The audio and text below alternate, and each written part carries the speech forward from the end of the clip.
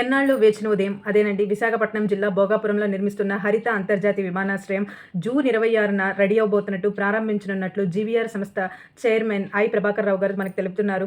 ఇది కనుక once start అయిపోతే మన దక్షిణ భారతదేశంలో ప్రధాన ఆర్థిక కేంద్రంగా మారుతుందని చెప్తున్నారు.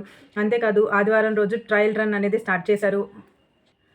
దేశంలో స్మార్ట్ ఎయిర్‌పోర్ట్‌గా అంతర్జాతీయ వసతులతో దీని నిర్మాణానికి ప్రత్యేక శ్రద్ధ తీసుకుంటున్నామని తెలుపుతున్నారు.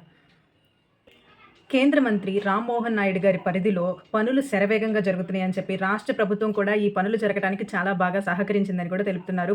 అంతేకాదండి, విమానాశ్రయానికి లోపల టెర్మినల్ లోపల విప్లవకారుడైన అల్లూరి సీతారామరాజు గారి విగ్రహం ఏటికొప్పాక బొమ్మలు మనకు కనిపిస్తాయి. మన తెలుగు సంస్కృతి సాంప్రదాయాలు ఆకట్టుకునేలాగా, ఆకర్షించేలాగా అందరికీ డిజైన్ చేస్తున్నారు.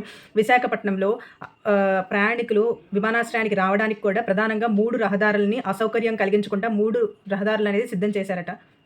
Andhra pharma, marine and textile ఉత్పత్తులను నేరుగా విదేశాలకు ఎగుమతి చేయడానికి భారీ కార్గో టెర్మినల్ అనేది సిద్ధం చేస్తున్నామని మనకు తెలుపుతున్నారు.